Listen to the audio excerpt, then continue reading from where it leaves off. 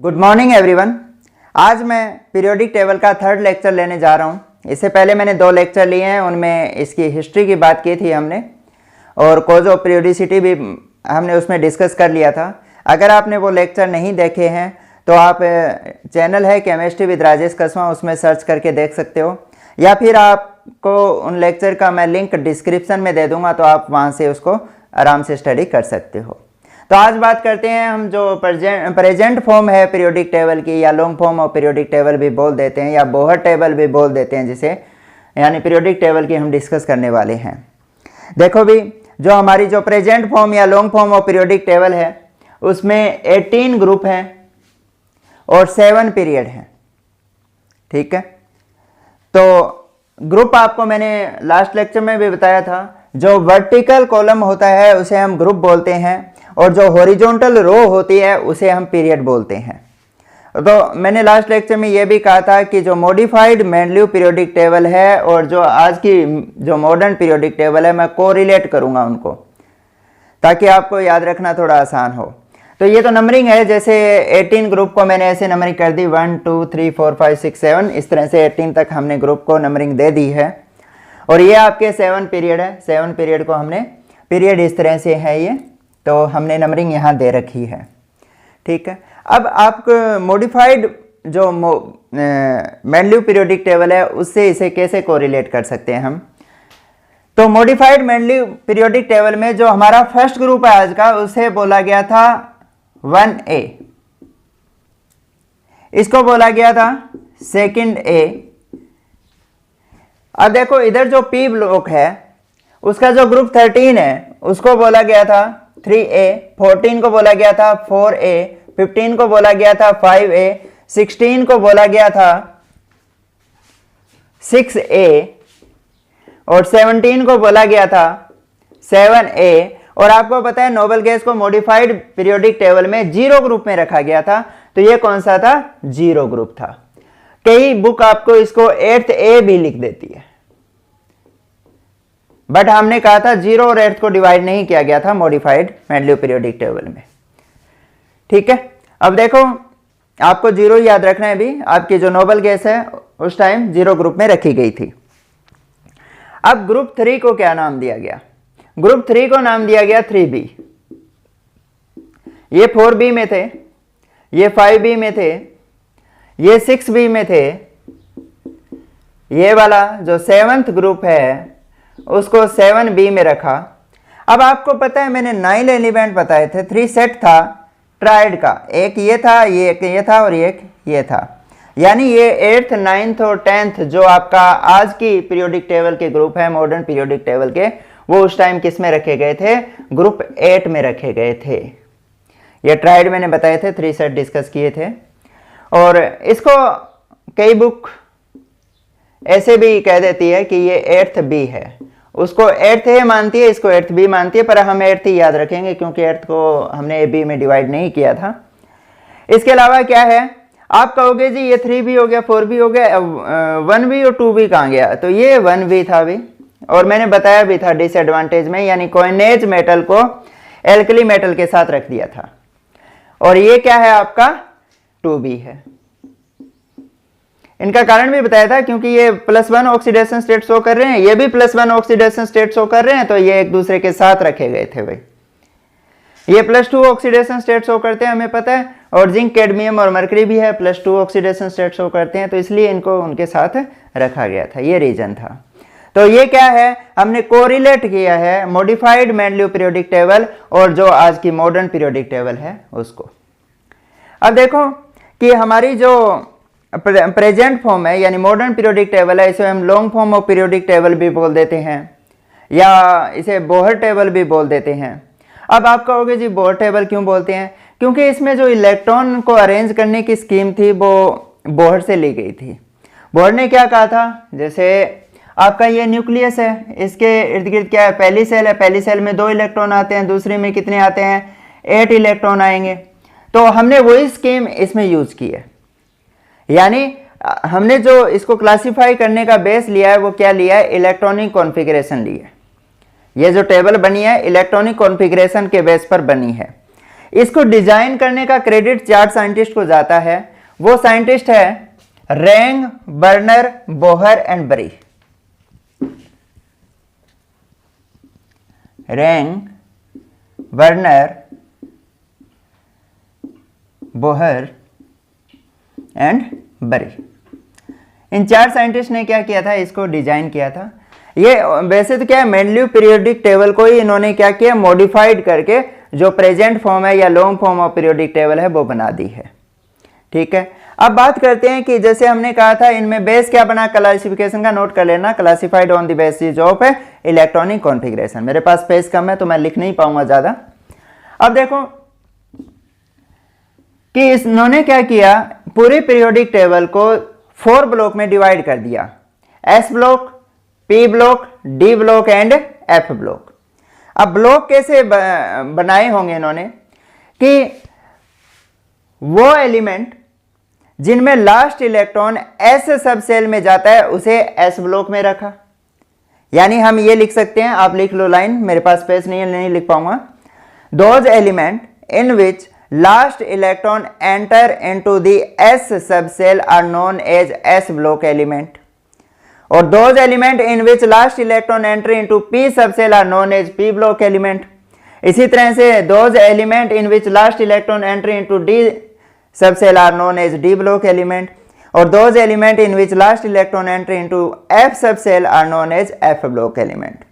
यानी अगर last electron s में जा रहा है तो s ब्लॉक एलिमेंट है, पी सब सेल में जा रहा है तो पी ब्लॉक एलिमेंट है। इस तरह से इन्होंने क्या किया था, ब्लॉक बनाए थे। ठीक है, अब दूसरा ये देखो कि जो आपकी पी सब सेल है, सॉरी एस सब सेल है, उसमें हमें पता है एक ही ऑर्बिटल होता है, ये तो आपको पता ही है।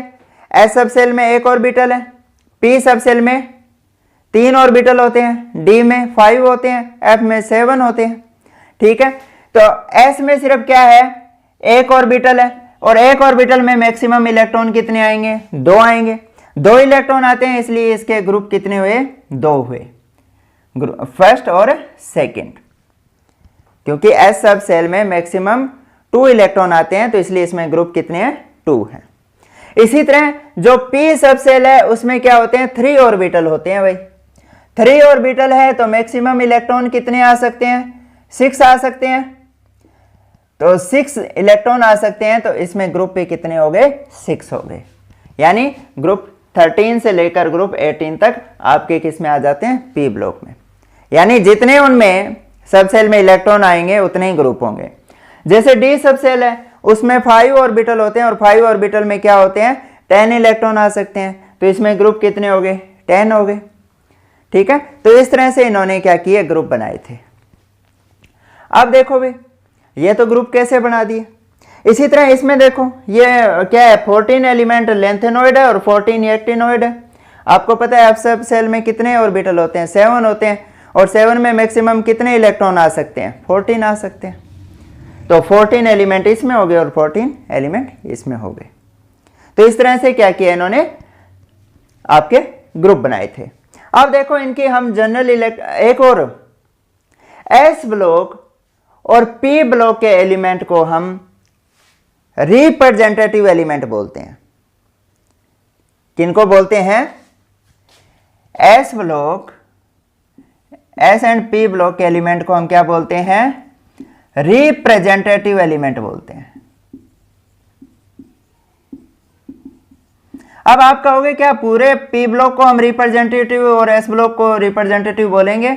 एक एक्सेप्शन है, छोड़ देना भी, ग्रुप 18 को छोड़कर, यानी ग्रुप 1, 2 और यहां से 13 से लेकर 17 तक के जो एलिमेंट है इनको रिप्रेजेंटेटिव एलिमेंट बोलते हैं। तो हम क्या लिखेंगे, एक्सेप्ट ग्रुप 18, यानी ग्रुप 18 को छोड़कर बाकी जो एस ब्लॉक और पी ब्लॉक के जितने भी ग्रुप हैं उन सबको एलिमेंट को हम रिप्रेजेंटेटिव एलिमेंट बोलेंगे। इसके अलावा डी ब्लॉक के एलिमेंट को हम ट्रांजिशन एलिमेंट बोलते हैं। आप ये साथ साथ नोट करते जाना भी। डी ब्लॉक के एलिमेंट को हम क्या बोलते हैं,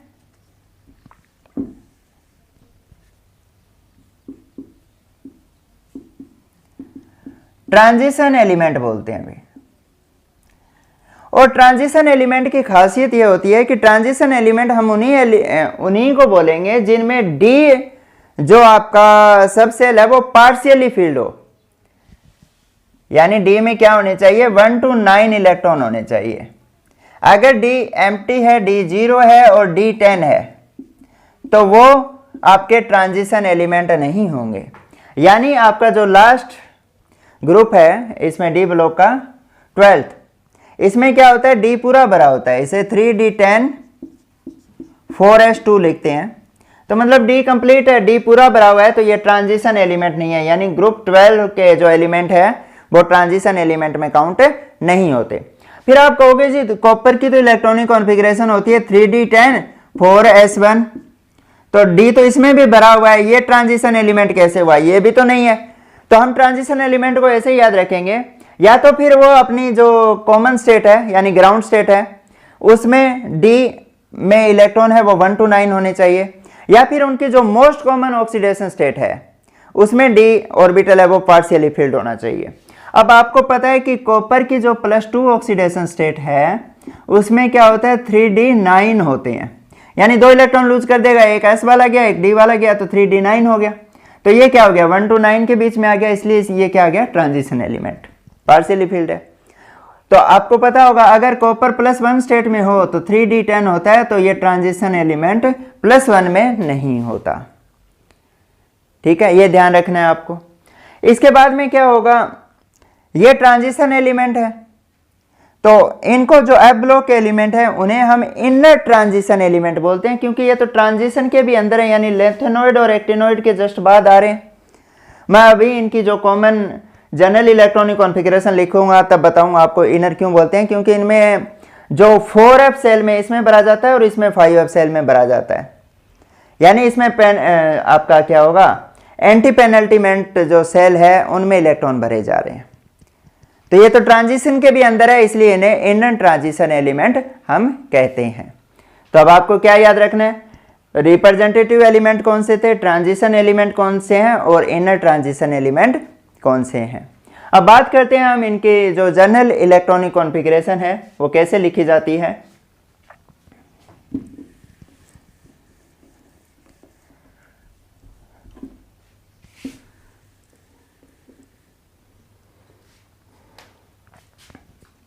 हाँ, तो जो एस ब्लॉक की जनरल इलेक्ट्रॉनिक कॉन्फ़िगरेशन होती है वो होती है NS1 to 2। ऐसा क्यों भाई, ये इसमें क्या होगा, मैं ये वाला मैंडली वाला जो साथ लगाया था 1A 1 2 ये हटा रहा हूं ताकि मेरे पास स्पेस बन सके। इसकी जो जनरल इलेक्ट्रॉनिक कॉन्फ़िगरेशन होती है ग्रुप फर्स्ट की वो होती है NS1, यानी इनके सभी के जो आउटर मोस्ट सेल है उसमें कितना इलेक्ट्रॉन है, एक इलेक्ट्रॉन है। अगर ये एक इलेक्ट्रॉन लूज कर दे तो इनकी जो नोबल गैस कॉन्फ़िगरेशन हो जाएगी और ये क्या हो जाएंगे, स्टेबल हो जाएंगे, इसलिए +1 ऑक्सीडेशन स्टेट भी शो करते हैं। ठीक है, अब देखो कैसे होता है। अब इसके साथ साथ ये भी बता देता हूं कि पीरियड को कैसे देखते हो आप। जैसे हाइड्रोजन की मैं कॉन्फ़िगरेशन लिखूं तो क्या लिखूंगा 1s1। आपको इलेक्ट्रॉनिक कॉन्फ़िगरेशन लिखनी आनी चाहिए भी, वरना आपको ये समझ नहीं आएगा। अगर आपको इलेक्ट्रॉनिक कॉन्फ़िगरेशन लिखनी नहीं आती तो मैंने एक बताया है ट्रिक्स, 4 ट्रिक बताई है इलेक्ट्रॉनिक कॉन्फ़िगरेशन को रिमेंबर करने के लिए, तो आप वो देख सकते हो। लेक्चर सर्च करना आपको पता ही है, कहाँ सर्च करोगे, केमिस्ट्री विद राजेश कस्बा में। तो हाइड्रोजन का एटॉमिक नंबर 1 है तो 1s1 होगा, और लिथियम का कितना होता है 3 होता है, तो इसकी कॉन्फ़िगरेशन क्या होगी 1s2 2s1 होगी। ठीक है, अब आपको क्या देखना है, जो इनमें जो प्रिंसिपल क्वांटम नंबर है, हाईएस्ट प्रिंसिपल क्वांटम नंबर या लास्ट सेल जिसमें इलेक्ट्रॉन जा रहा है, इसमें क्या है 1 है, तो ये फर्स्ट पीरियड में आ गया। इसमें लास्ट सेल कौन सी है, सेकंड है, तो ये कौन सा आ गया, सेकंड पीरियड आ गया। इसी तरह अगर आप सोडियम का देखोगे, सोडियम का 11 होता है एटॉमिक नंबर, तो इसकी कॉन्फ़िगरेशन क्या होगी 1s2 2s2 2p6 और 3s1। तो इसके लिए जो हाईएस्ट प्रिंसिपल क्वांटम नंबर या लास्ट सेल क्या है, थर्ड है, तो इसका जो पीरियड है वो थर्ड हो गया। इस तरह से हम पीरियड याद रखते हैं। पीरियड क्या होती है, लास्ट सेल जिसमें इलेक्ट्रॉन आपका जा रहा है। अब देखो सभी की लास्ट सेल में क्या है, एक एक इलेक्ट्रॉन है, वो भी s के अंदर है, तो इसलिए ये क्या हो गया, इनकी जनरल इलेक्ट्रॉनिक कॉन्फ़िगरेशन NS1 हो गई, और क्योंकि लास्ट इलेक्ट्रॉन s में जा रहा है इसलिए ये s ब्लॉक के एलिमेंट है। इसके बाद में देखो इसकी जो जनरल इलेक्ट्रॉनिक कॉन्फ़िगरेशन होती है वो क्या होती है, NH2 सेकेंड ग्रुप की, यानी लास्ट सेल में क्या होंगे, दो दो इलेक्ट्रॉन भरे जाएंगे। इसी तरह क्या होती है कि पी ब्लॉक के एलिमेंट की जो जनरल इलेक्ट्रॉनिक कॉन्फ़िगरेशन होगी वो क्या होगी, NH2 Np126। ठीक है, जैसे मैं बोरॉन की बता देता हूं आपको। बोरॉन का एटॉमिक नंबर आपको पता है कितना होता है, 5 होता है। तो इसकी कॉन्फ़िगरेशन कैसे भरोगे, 1s2 2s2 2p1। ठीक है, तो इसमें देखो n क्या हो गया, n की वैल्यू 2 है। ठीक है, हाईएस्ट जो प्रिंसिपल क्वांटम नंबर है 2 है यहां पर, तो n की वैल्यू 2 है तो NS2 है, s भरे हुए हैं। p में क्या हो गया, n की वैल्यू 2 है तो 2p1 हो गया। यहाँ 2p1 है तो यहाँ 2p2 हो जाएगा, यहाँ 2p3 हो जाएगा, यहाँ 2p4 हो जाएगा, यहाँ 2p5 हो जाएगा, और यहाँ पे क्या हो जाएगा, 2p6 हो जाएगा। ठीक है, ये हीलियम की क्या होती है, 1s2 होती है, क्योंकि फुली फिल्ड है, स्टेबल है, इसलिए नोबल गैस के साथ रखा गया, वरना ये s ब्लॉक का एलिमेंट था। ठीक है, तो इस तरह से कॉन्फ़िगरेशन करनी है। तो इसमें क्या करोगे आप, इसकी क्या होगी, Np1 Np2 Np3 Np4 Np5 और Np6 हो जाएगी। इसके बाद हम करने जा रहे हैं डी ब्लॉक की इलेक्ट्रॉनिक कॉन्फ़िगरेशन। डी ब्लॉक की जनरल जो इलेक्ट्रॉनिक कॉन्फ़िगरेशन है वो क्या होगी, इसको मैं हटा रहा हूं भाई ऊपर वाले को।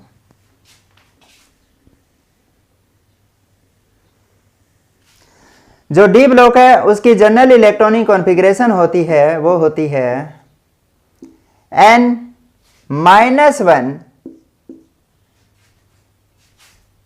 D1 to 10 NS1 to 2। ये जनरल इलेक्ट्रॉनिक कॉन्फ़िगरेशन है। इसको भी मैं ये कहूँगा कि इसमें एक्सेप्शन आ जाएगा भी आपका ये जो प्लेडियम है, ये जनरल इलेक्ट्रॉनिक कॉन्फ़िगरेशन प्लेडियम को छोड़कर बाकी सभी के लिए लागू होगा। ये प्लेडियम में क्या होगा, प्लेडियम की जो जनरल जो आप इलेक्ट्रॉनिक कॉन्फ़िगरेशन जब पढ़ोगे तो इसमें क्या होगा, इसमें 4d 10 होता है और 5s 0 होता है, यानी s में 0 है, d भरा हुआ है उसमें। ठीक है, एक्सेप्शन है ये जब मैं डी ब्लॉक कराऊंगा तो वहां पर डिटेल में करवाऊंगा इसको। तो या फिर आप अगर एक्सेप्शन नहीं रखना चाहते तो आप इसको ऐसे भी लिख सकते हो, n-1 D1 to 10 NS0 to 2। यानी कई ऐसे होंगे जिनमें लास्ट सेल में 0 इलेक्ट्रॉन है, यानी लास्ट सेल क्या है, इसमें 5s है, प्लेडियम की बात कर रहा हूं मैं, और अंदर क्या जा रहा है, 4d है। यानी ये बात याद रखना कि जो आपका d जो सब सेल होती है उसमें इलेक्ट्रॉन पेनल्टीमेंट सेल में भरे जाते हैं। पेनल्टीमेंट क्या होती है, लास्ट से पहली सेल में, यानी n की वैल्यू अगर 5 होगी तो इसकी वैल्यू क्या होगी, 4 होगी। अगर n की वैल्यू 4 होगी तो इसकी वैल्यू क्या होगी, 3 होगी। जब आप इलेक्ट्रॉनिक कॉन्फ़िगरेशन करोगे तो स्कीम ये रहती है कि पहले 1s में जाता है, फिर 2s में जाता है, फिर 2p में जाता है, फिर 3s में जाता है, फिर 3p में जाता है, फिर 4s में जाता है, फिर 3d में जाता है। यानी पहले 4s में जाएगा, फिर 3d में जाएगा, तो 4s के बाद 3d यानी पेनल्टीमेंट सेल में जाएगा, यानी एक वैल्यू कम होगी। ठीक है, ये बात ध्यान रखनी है आपको भी। तो अब कैसे कॉन्फ़िगरेशन, आपको ये याद रखना है कि ये 3D सीरीज होती है। स्कैंडियम से लेकर जिंक तक आपकी 3D सीरीज होगी, एट्रियम से लेकर आपकी कैडमियम तक 4D सीरीज है, क्योंकि इसमें 3D में भरे जा रहे हैं। ये 3D हो गया, ये 4D में भरे जा रहे हैं, 4D हो गया, इसमें 5D में भरा जा रहा है, 5D हो गया, और इसमें 6D में भरा जा रहा है, तो ये 6D सीरीज हो गई। तो टोटल कितनी सीरीज होगी, 4 सीरीज हो गई। हर एक सीरीज में कितने एलिमेंट है, 10 एलिमेंट है। 10 एलिमेंट ये एक सीरीज में क्यों हुए, क्योंकि डी जो आपका सब सेल होता है उसमें मैक्सिमम 10 इलेक्ट्रॉन आते हैं। ठीक है, तो सारे टोटल एलिमेंट कितने हो गए, 10 इसमें, 10 इसमें, 10 इसमें, 10 में, इसमें 40 एलिमेंट है। मैंने ये यहाँ वाले एलिमेंट लिखे नहीं है क्योंकि वो ज़्यादा आपके क्वेश्चन उससे नहीं बनते हैं, इसलिए नहीं लिखे। ठीक है, टोटल 40 एलिमेंट हो गए। इसमें कितने एलिमेंट है आपके, 6 × 6 यानी 36 एलिमेंट है। मैं हीलियम को उसमें काउंट करूंगा अभी, तो हीलियम को अगर मैं इसमें काउंट करता हूं तो 14 एलिमेंट एस ब्लॉक में है। 14 इसमें हो गए, 40 इसमें हो गए, और इसमें कितने हो गए, 36 हो गए। अब आ जाओ एफ ब्लॉक। एफ ब्लॉक की जो जनरल इलेक्ट्रॉनिक कॉन्फ़िगरेशन होती है वो क्या होती है कि n-2 F 1 to 14, ठीक है। इसके बाद में क्या आएगा, n-1 d 0 to 1 और उसके बाद में आएगा ns2। आपको दिखाई दे रहा होगा ये, वरना मैंने जो बोला आप नोट कर लो। n-2 f 1 to 14 है, n-1 d 0 to 1 है और ns2 है। ये इनकी क्या है, जनरल इलेक्ट्रॉनिक कॉन्फ़िगरेशन है। अब देखो इसमें तो क्या होता है कि पेनल्टीमेंट में जा रहा था, इसमें पेनल्टीमेंट से भी अंदर वाली सेल में जा रहा है, उसे हम क्या बोलते हैं, एंटी पेनल्टीमेंट सेल बोलते हैं, ठीक है। तो इसलिए ये पेनल्टीमेंट से भी अंदर है, एंटी पेनल्टीमेंट में, इसलिए इन्हें इनर ट्रांजिशन बोलता था। ये ट्रांजिशन है तो ये उनसे भी तो अंदर हो गए, इसलिए इनर ट्रांजिशन हमने बोला था। इसमें एक एक्सेप्शन है भी, ये जो थोरियम है उसमें लास्ट इलेक्ट्रॉन एफ में नहीं जाता, फिर भी ये ब्लॉक में आता है। थोरियम में लास्ट इलेक्ट्रॉन है वो किस में जाता है, डी में जाता है। तो ये आपको याद रखना है, क्वेश्चन बन सकता है। ब्लॉक में क्यों रखा, क्योंकि इसकी प्रॉपर्टी सारी इससे मिलती जुलती है, ठीक है। तो ये हमने कर ली इनकी जनरल इलेक्ट्रॉनिक कॉन्फ़िगरेशन। अब देखो हम बात करते हैं कि मेटल, नॉन मेटल और मेटेलॉइड कौन कौन से हैं इसमें। तो आपका जो पूरा एस ब्लॉक है, पूरा डी ब्लॉक है और पूरा एफ ब्लॉक है, ये सारे के सारे क्या हैं, मेटल हैं। इसके अलावा पी ब्लॉक में भी एक बाउंड्री है भाई, जैसे मैं यहां से ये शुरू करता हूं, सिलिकॉन से जर्मेनियम, यहां से ये वाली लाइन, ये वाली। अब देखो इसके लाइन के इर्द गिर्द जो आ रहे हैं, जैसे सिलिकॉन जर्मेनियम हो गया, आर्सेनिक एंटीमनी हो गया, टेलोरियम पोलोरियम हो गया और एस्टेडिन हो गया, ये आपकी मेटेलॉइड्स हैं। मैं रिपीट कर देता हूं, क्वेश्चन आ जाता है मेटेलॉइड कौन कौन से हैं, silicon germanium, arsenic antimony, tellurium polonium और एस्टेडिन, ये आपके क्या है, मेटेलॉइड है बाउंड्री पर। मेटेलॉइड कौन से होते हैं, जिनमें मेटल की भी प्रॉपर्टी होती है और नॉन मेटल की भी प्रॉपर्टी होती है, यानी इन्हें सेमी मेटल भी कह देते हैं हम, ठीक है। तो इनसे इधर वाले हैं वो सारे मेटल हैं और इनसे उधर वाले हैं वो क्या है, नॉन मेटल है। यानी पी ब्लॉक ऐसा ब्लॉक है जिसमें मेटल भी है, नॉन मेटल भी है और मेटेलॉइड भी है। अब देखो कई बुक में क्या कहते हैं, बोरोन को भी मेटेलॉइड में कंसीडर करते हैं, बट हम एनसीईआरटी को मानेंगे, बोरोन को एनसीईआरटी में क्या कहा गया है, नॉन मेटल कहा गया है। बाकी आपका जैसे एसपी और ये सारे आपके मेटल्स हैं। अब देखो आपसे कई बार क्वेश्चन आ जाता है कि लिक्विड मेटल कौन सी है, तो मरकरी क्या है, लिक्विड मेटल होती है। इसके अलावा एक इससे नीचे वाला एलिमेंट भी डिस्कवर हुआ है जिसे कॉपरनेशियम कहते हैं। कॉपरनेशियम भी क्या है, लिक्विड मेटल है। अब इधर देखो कुछ ऐसी मेटल भी है जो थोड़ा सा टेम्परेचर यानी रूम टेम्परेचर पे भी मेल्ट हो जाती है, थोड़ा सा टेम्परेचर बढ़ाने पर। वो कौन सी है, सीजियम, फ्रेंसियम। फ्रेंसियम तो आपको पता है रेडियो एक्टिव होता है। उसके बाद में गैलियम, ठीक है, इनका मतलब मेल्टिंग पॉइंट है वो बहुत कम होता है। तो हम इनको जैसे सीजियम, फ्रेंसियम, गैलियम, मरकरी और कॉपरनेशियम, इनको लिक्विड मेटल ही कह देते हैं, ठीक है। एक नॉन मेटल भी है जैसे ये आपका ब्रोमीन है, ये भी लिक्विड फॉर्म में पाया जाता है। आयोडीन है, ये वोलेटाइल सॉलिड होता है भाई आपका। इसके अलावा हम पीरियोडिक टेबल में बात करें कि फर्स्ट मैन मेड एलिमेंट कौन सा था, मैंने पहले भी बताया आपका टेक्नीशियम है और यह रेडियो एक्टिव एलिमेंट है डी ब्लॉक का, ठीक है। इसके बाद आ जाता है कि अगर लेंथेनॉइड में बात करें, लेंथेनम के जस्ट बाद लेंथेनॉइड आते हैं, एक्टिनम के जस्ट बाद एक्टिनॉइड्स आते हैं।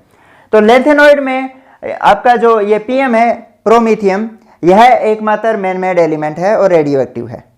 इसके बाद में आपका जो ये 4f सीरीज बोलते हैं क्योंकि इसमें इलेक्ट्रॉन है वो 4f में भरे जाते हैं लेंथेनॉइड में, और एक्टेनॉइड को हम 5f सीरीज बोलते हैं क्योंकि इसमें इलेक्ट्रॉन है वो 5f में भरे जाते हैं, ठीक है। तो अब एक बात देखो कि एक्टिनॉइड के सारे जो एलिमेंट है वो रेडियो एक्टिव है, ठीक है, तो इसलिए इसे रेडियो एक्टिव सीरीज भी बोलते हैं। अब इसके जो फर्स्ट 3 एलिमेंट है यानी इनका एटॉमिक नंबर क्या होगा, 90 से शुरू होता है ये, और ये वाला 58 से शुरू हो रहा है। लेंथेनॉइड 58 से लेकर 71 तक है और आपके एक्टिनॉइड है वो एटॉमिक नंबर 90 से लेकर 103 तक है भाई, आपको दिखाई दे रहा होगा 103 तक है, लॉरेंशियम तक। मैंने ट्रिक बता रखी है कैसे याद रखना है मतलब पीरियोडिक टेबल को, तो वो अगर आपको पीरियोडिक टेबल याद रखने में दिक्कत है तो वो ट्रिक देख सकते हो। हाँ, तो इसके जो फर्स्ट 3 एलिमेंट है यूरियम तक, थोरियम से लेकर, ये नेचुरली रेडियो एक्टिव है, ठीक है, यह प्राकृतिक रूप से ही रेडियो एक्टिव है और बाकी सारे के सारे क्या है, सिंथेटिक रेडियो एक्टिव है। ठीक है, तो आपका कहां से शुरू होगा, ये 90 है, 90 था, ये 91 हो गया, ये 92 हो गया, 93 से लेकर 103 तक के एलिमेंट है वो मैन मेड है, सारे सिंथेटिक है। तो आप देखो ये क्या है, यूरेनियम के बाद आते हैं और इन्हें यूरेनियम से ड्राइव किया गया, ये जो 93 से 103 तक एलिमेंट है, इसलिए इन्हें ट्रांस यूरेनिक एलिमेंट्स भी बोलते हैं। इन एलिमेंट को क्या बोलते हैं, 93 से 103 के जो एलिमेंट है इन्हें ट्रांस यूरेनिक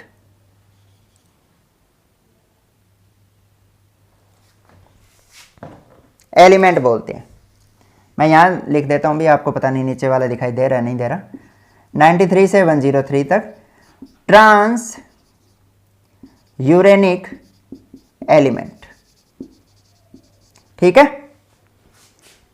तो कई बार क्वेश्चन बन जाता है कि ट्रांस यूरेनिक कौन सा एलिमेंट है। इसके बाद में आपको ध्यान रखना है कि आपसे पूछ ले कि पूरी पीरियोडिक टेबल में सबसे ज्यादा इलेक्ट्रोनेगेटिव एलिमेंट कौन सा है, तो वो आपका फ्लोरीन होता है। पूछ ले सबसे लिस्ट इलेक्ट्रोनेगेटिव कौन सा होता है, वो रेडियो एक्टिव को अगर छोड़ दें, फ्रेंसियम को छोड़ दें तो सीजियम होता है, वरना फ्रेंसियम सबसे list radio active, list electropositive होता है।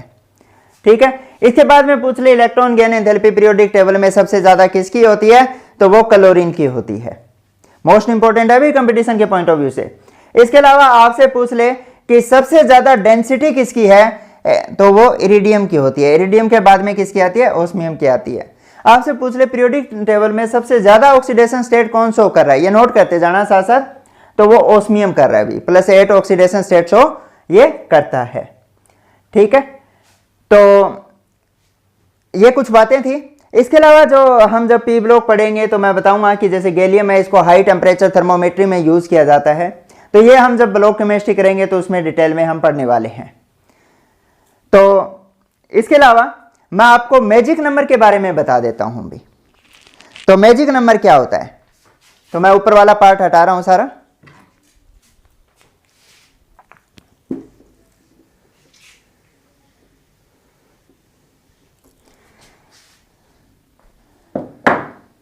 मैं ऑर्बिटल का जो ऑफबाउ ने ऑर्डर दिया था, एटॉमिक जो ऑर्बिटल का इंक्रीजिंग एनर्जी का ऑर्डर है वो लिखने जा रहा हूं।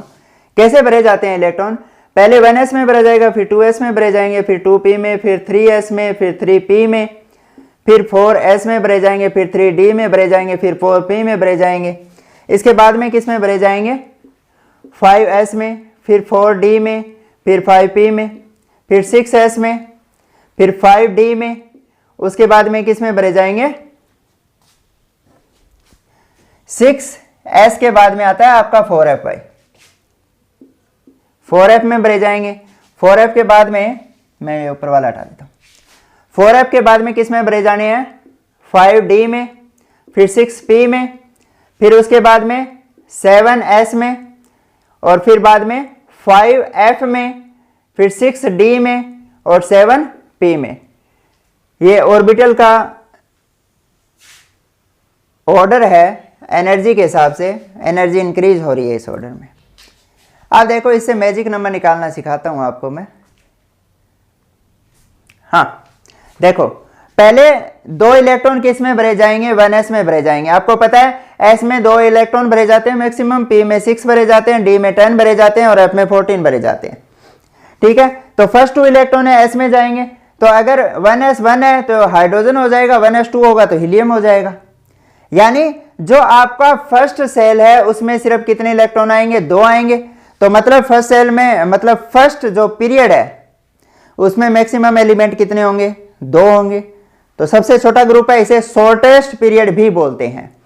इसके बाद में आता है जो सेकंड सेल है, उसमें 2 तो s में जाएंगे इलेक्ट्रॉन और 6 किस में जाएंगे, p में। टोटल इलेक्ट्रॉन कितने हो गए, 8 हो गए। तो एलिमेंट भी इसमें कितने आएंगे, 8 आएंगे। तो आपको पता है लिथियम से नियोन तक 8 एलिमेंट है। ठीक है, इसे हम क्या कहेंगे, शॉर्ट पीरियड बोलेंगे। इसके बाद में आता है 3s से 3p, इसमें भी कितने इलेक्ट्रॉन आएंगे, 8 आएंगे। तो 8 इलेक्ट्रॉन है तो एलिमेंट भी कितने होंगे, थर्ड पीरियड में 8 होंगे। इसके बाद में फोर्थ पीरियड की बात करते हैं, यहाँ से फोर्थ शुरू होता है। इसमें ध्यान रखना 3D की एनर्जी है वो 4 के बाद आती है, इसलिए इसके एलिमेंट कहाँ आएंगे, फोर्थ पीरियड में आएंगे। तो कितने हो गए भाई, S में 2 है, D में 10 है और P में 6 है। टोटल कितने इलेक्ट्रॉन हो गए, 18 हो गए। तो जितने इलेक्ट्रॉन होंगे उतने ही क्या आएंगे, एलिमेंट आएंगे, हमें पता है। तो इसमें कितने होते हैं, जो फोर्थ आपका पीरियड है उसमें पोटेशियम से लेकर आपका जो क्रिप्टन तक टोटल 18 एलिमेंट है। इधर आ जाओ, ओड में तो 7 ही रहते हैं जितने इवन में, इसमें भी क्या होंगे, 18 एलिमेंट होंगे। अब देखो 6 वाले में, 6 वाले में क्या हुआ, 2 इलेक्ट्रॉन S में जाएंगे, 14 F में जाएंगे, D में कितने जाएंगे, 10 जाएंगे और P में कितने जाएंगे, 6 जाएंगे। तो टोटल करोगे तो 32 आएंगे। तो मतलब जो आपका 6th पीरियड है उसमें टोटल 32 एलिमेंट होते हैं, यानी 18 तो ये हो गए और 14 एलिमेंट ये वाले भी इसी में काउंट होंगे 6th पीरियड में। यानी जो लेंथेनॉइड सीरीज है वो 6th पीरियड में आती है, 4F सीरीज यहीं आएगी। इसी तरह आपकी जो 7th पीरियड है उसमें भी कितने होंगे, 32 एलिमेंट होंगे। तो फ्रेंसियम से शुरू होंगे और एक्टिनम के बाद में ये वाली जो एक्टिनॉइड सीरीज है 14 एलिमेंट इसी में काउंट होंगे और ये 32 एलिमेंट हो जाएंगे 118 तक। ठीक है, तो अब आपसे कह दे कि शॉर्टेस्ट पीरियड कौन सा है, इसमें 2 एलिमेंट है, ये शॉर्टेस्ट है। इन दो में क्या है, 8 एलिमेंट है सेकंड और थर्ड पीरियड में, इसलिए इन्हें हम क्या कहेंगे, शॉर्ट पीरियड कहेंगे। इसके बाद में जो पीरियड फोर्थ है और पीरियड फिफ्थ है इनमें कितने एलिमेंट होते हैं, 18 होते हैं, इसलिए इन्हें हम क्या कहते हैं, लॉन्ग पीरियड कहते हैं इनको। और आगे वाले इन दोनों में कितने हैं, 6th और 7th में 32 एलिमेंट है, ये लॉन्गेस्ट पीरियड होते हैं। अब देखो तो हमारा क्या रहा ऑर्डर, पहले 2 आए पहले पीरियड में, फिर 8 है, फिर 8 है, फिर 18 है, फिर 18 है, फिर 32 है और लास्ट में भी क्या है, 32 है। तो इतने एलिमेंट के बाद में क्या होगी, प्रॉपर्टी रिपीट होगी, इसलिए इन्हें हम क्या बोल देते हैं, मैजिक नंबर भी बोल देते हैं।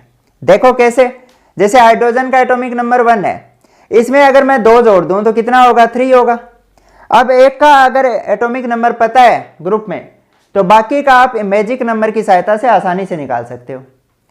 यानी इसमें 2 प्लस कर दिया तो 3 हो गया। अब 3 के बाद में क्या होगा, हमें क्या प्लस करना होगा, 8 करना होगा, तो 11 हो जाएगा। 11 में क्या करूंगा मैं, 8 प्लस करूंगा 19 हो जाएगा। 19 में मैं क्या प्लस करूंगा, 18 प्लस करूंगा तो क्या हो जाएगा, 37 हो जाएगा। अब नेक्स्ट भी क्या है, 18 है तो क्या हो जाएगा, 55 हो जाएगा। उसके बाद में क्या प्लस करूंगा मैं, 32 तो क्या हो जाएगा, 87 हो जाएगा। यानी मैंने क्या ऐड किया, 2 8 8 18 18 32, यानी इतने एलिमेंट के बाद में प्रॉपर्टी रिपीट हो रही है, ये मैजिक नंबर है, यानी इनके बाद में सिमिलर प्रॉपर्टी आ रही है। ठीक है, तो इसी तरह किसी एक का अगर आपको एटॉमिक नंबर पता है तो मैजिक नंबर की हेल्प से आप बाकी के एटॉमिक नंबर को आसानी से निकाल सकते हो। जैसे मैं इधर नोबल गैस का एग्जांपल और ले लेता हूँ। नोबल गैस में क्या होता है कि जो हीलियम है, हीलियम का एटॉमिक नंबर आपको पता है 2 है, आपको 1 का पता है। अब आप यहाँ पे क्या जोड़ोगे, आपको यहाँ से 8 से जोड़ना है, 2 से नहीं जोड़ना, 2 तो इसमें जोड़ना है सिर्फ। अब 8 जोड़ोगे तो 2 में आप 8 जोड़ देते हो तो कितना आ जाता है, 10, ये 10 है अभी। अब 8 के बाद में 8 और है, 18 हो जाएगा। इसमें 18 जोड़ोगे 36 हो जाएगा, फिर 18 जोड़ोगे 54 हो जाएगा, फिर कितना जोड़ोगे 32 तो 86 हो जाएगा। यानी आपने क्या जोड़ा, 8 8 18 18 32। तो इस तरह से आपको अगर 1 का पता है तो बाकी का सभी को निकाल सकते हो मैजिक नंबर की हेल्प से। ठीक है, तो इस तरह से हमने जो कॉमन बातें थी पीरियोडिक टेबल की, जो मॉडर्न पीरियोडिक टेबल है उसके बारे में डिस्कस कर लिया है। इसमें 18 ग्रुप है, 7 पीरियड है, इसको मॉडिफाइड के जो पीरियोडिक टेबल है उसके साथ कोरिलेट किया। ब्लॉक में कैसे डिवाइड किया गया, कुछ एक्सेप्शंस थे उनके बारे में हमने डिस्कशन किया है और इसके बाद में हमने मैजिक नंबर इसमें पढ़ लिया है। अगर आपको ये लेक्चर अच्छा लगा हो तो इसको लाइक कर देना और अपने दोस्तों के साथ शेयर करना। अगर इस चैनल को अभी तक आपने सब्सक्राइब नहीं किया तो इसे सब्सक्राइब कर लेना।